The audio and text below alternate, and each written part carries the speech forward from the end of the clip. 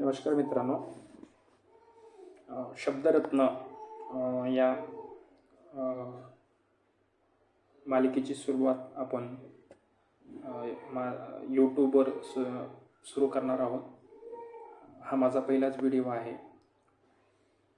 तुम्हाला सर्वांना माहिती आहे की मराठीचा स्कोर ऑलमोस्ट शब्दार्थ अर्थावरच डिपेंड आहे. त्या अनुषंगाने आपण नवीन सिरीज आणणार आहोत. तर हा माझा पहिलाच व्हिडिओ आहे. महत्त्वाचं म्हणजे शब्द नुसते आपण इथं वाचून दाखवणार नाही, तर त्या शब्दामागची पार्श्वभूमी आपण लक्षात घेऊन त्या शब्दामागचा अर्थ इथे तुम्हाला सांगण्याचा प्रयत्न करणार आहे. आणि जेणेकरून तुम्हाला त्याचा लॉंग टर्म फायदा होईल, तुम्हाला पुरेपूर त्याचा फायदा होईल आणि ते तुमच्या लक्षात राहील. तर चला आपण सुरुवात करूया. हा पहिला शब्द पहा, पाचावर धारण बसणे. आता शब्दाची फोड केली. धारण म्हणजेच काय? धारण म्हणजे धान्य. धारण म्हणजे धान्य आणि पाचावर म्हणजे पाचपट. पाचावर म्हणजेच पाचपट. तर साहजिकच आहे, बाजारामध्ये धान्यांचे भाव 5 पटीने वाढल्यानंतर लोकांमध्ये गोंधळ, भीतीचं वातावरण निर्माण व्हायचं. त्यामुळं लोक गोंधळून जायचे. सो त्या प्रचाराचा अर्थ असा निघतो की भीती वाटणे किंवा गोंधळून जाणे. पाचावर धारण बसणे म्हणजेच काय? भीती वाटणे किंवा गोंधळून जाणे. तर चला नेक्स्ट शब्द पाहूया, पाठ लावणे. आता पाठ लावणे म्हणजे काय? पाठ लावणे म्हणजे काय की एक मिनिट. पाठ लावणे म्हणजे काय? पाठ लावणे म्हणजे पुनर्विवाह करणे. पाठ लावणे म्हणजे काय? तर मूत्र माहीत असेल तुम्हाला.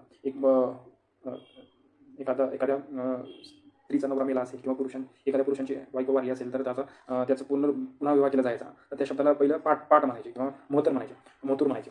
सो त्याचा एक वाक्यप्रचार आपण आता तयार झालेला आहे की पाठ लावणे म्हणजेच काय? पुनर्विवाह होणे. चला दुसरा शब्द पाहूया. हा शब्द तुम्हाला दिसत असेल, पाणी दाखविणे. तर पाणी दाखविणे म्हणजे काय? तुम्हाला माहिती असेल की तुम्ही लहानपणी एखाद्याला दम देताना तुम्ही हा शब्द वापरलाच असेल, थांब तुला पाणी दाखवतो. सो तोच अर्थ आहे की प्रतिस्पर्ध्याला चांगली पाणी पाजविली म्हणजे पाणी पाजवण्याची धमकी दिली. म्हणजेच काय? ताकदीची ओळख करून देणे, एखाद्याला ताकदीची ओळख करून देणे. पाणी दाखवणे म्हणजेच काय? एखाद्याला ताकदीची ओळख करून देणे. सो याचा अर्थ असा आहे. पाट्या लावणे. पाट्या टाकणे म्हणजे काय? आता आपण उदाहरण पाहूया. पाट्या टाकणे म्हणजे काय? तुम्ही ऑफिसमध्ये गेला, ऑफिसमध्ये सगळेजण काम करतात, पण तुम्ही काय करता? नुसते तिथं जाऊन पाट्या टाकता. म्हणजेच काय? तुम्ही त्या कामावर तुमचं पूर्ण लक्ष नाही, निष्काळजीपणा आहे. तर दुसरं अजून एक उदाहरण पाहूया. परीक्षा जवळ आली पण तो अजूनही पाट्या टाकत आहे, म्हणजे तो शाळेत जातच नाही. याचा अर्थ असा होतो. नोकरीमध्ये काही शिकायला भेटत नाही, म्हणजे तो पाट्या टाकायला जात आहे. म्हणजेच काय की नाईलाजाने एखादी काम करावी लागणे. पाट्या टाकणे म्हणजे नाईलाजाने एखादे काम करावे लागणे. वाक्यप्रचाराचा अर्थ तसा होतो. चला तर दुसरा पाहूया. पादाक्रांत करणे म्हणजेच काय? पाद म्हणजेच पाय. पादाक्रांत म्हणजेच काय? पायाखाली तुडवलेला. पायाखाली तुडवलेला म्हणजेच काय? एखाद्यावर वर्चस्व मिळवले किंवा जिंकणे, एखाद्याला पायाखाली तुडवणे, एखाद्याला जिंकणे असा अर्थ होतो. चला तर दुसरा पाया, पाण्यात. आता तुम्हाला माहिती आहे, एखादं तिरस्कार करणे किंवा अत्यंत द्वेष करणे, एखाद्याचा अत्यंत द्वेष करणे. तो नेहमी लोकांना पाण्यात पाहत असतो. उदाहरणार्थ काय? तो नेहमी लोकांना पाण्यात पाहत असतो. म्हणजेच काय? एखाद्याला तुच्छ लेखत असतो. चला दुसरं पाहूया. पायपोसा पायात नसणे म्हणजे काय? आता पायपोसा म्हणजे काय? पायात आपण काय घालतो? चप्पल घालतो. आता समजा पायात जर चप्पल नसेल आणि धांदटासारखं आपण जर बाहेर निघाला असेल तर म्हणजे याचा अर्थ तसाच निघतो. म्हणजे पायपोसा नसणे म्हणजेच काय? अंधाधुंदी कारभार किंवा अंधाधुंदी माजणे असं होतं. चला दुसरा पाहूया. प्रकटनाचा खेळ. प्रकटन म्हणजेच काय? प्रकटन म्हणजे नशीब, प्रारब्ध किंवा दैव. सो प्रकटनाचा खेळ म्हणजे काय? नशिबाचा खेळ. प्रादुर्भावनी म्हणजेच काय? आता प्रादुर्भावनी म्हणजे म्हणजे दृष्टी प्लस उत्पत्ती. दृष्टी उत्पत्ती याचं फोड जर केला तर दृष्टी आणि उत्पत्ती असं होतं. दृष्टी उत्पत्ती म्हणजे काय? की उदय पावणे किंवा प्रकट होणे, डोळ्यासमोर प्रकट होणे. म्हणजे प्रादुर्भावनी म्हणजे काय? दृष्टी उत्पत्तीस येणे म्हणजे डोळ्यासमोर येणे. उदाहरण पाहूया जेणेकरून तुम्हाला लक्षात आहे. सूर्य उगवतो म्हणजेच काय? तो प्रादुर्भूत होतो. नवीन कल्पना मनात येते म्हणजेच काय? प्रादुर्भूत होते. समस्येचे निराकरण दिसू लागतं म्हणजेच काय? प्रादुर्भूत होतं. तर जरा दुसरं पाहूया. पितर उदाहरणे. आता याचं डबल मिनिंग आहे. आपल्याला तर उदाहरणं म्हणजे मायबापाचं नाव करणे असं वाटतं, पण असं नाही आहे. नंतर आई बापाला शिव्या देणे असं आहे.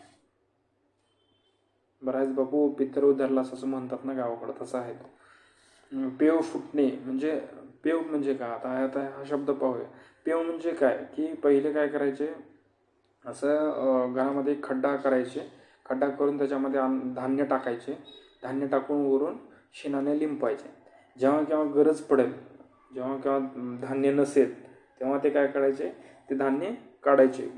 त्या काढण्यालाच काय म्हणतात, भरपूर खूप प्रमाण त्या धान्य काढण्यालाच काय म्हणतात, तर तो पेव फुटणे म्हणजे एखाद्या गोष्टीच्या मोठ्या प्रमाणात बाहेर येणे किंवा बाहेर येण्याला सुरुवात होणे.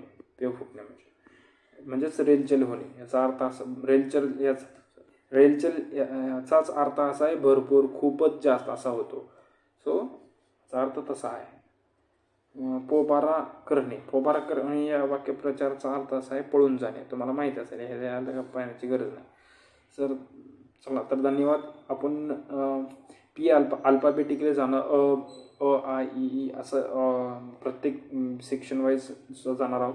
आणि महत्त्वाचं म्हणजे जे तुम्हाला माहिती आहे, म्हणजे जे सर्वांना माहिती आहे आपण ते इथे घेणारच नाहीत, आणि जे अवघड आहे तेच इथे घेणार आहोत. आणि जेणेकरून आणि त्याच्या मागची पार्श्वभूमी पाहणार आहोत, आणि जेणेकरून त्यामुळे तुम्हाला लक्षात राहणार आहे. जसं इंग्लिशमध्ये आपण रूट वर्ड पाहतो, तसंच मराठीमध्ये त्या शब्दाची पार्श्वभूमी लक्षात घेतल्यानंतर तो शब्द आपोआप लक्षात राहतो. तर चला, तुम्हाला जर आवडला असेल तर माझ्या चॅनलला सबस्क्राईब करा, आणि हा व्हिडिओ तुमच्या मित्रांना नक्की शेअर करा. धन्यवाद.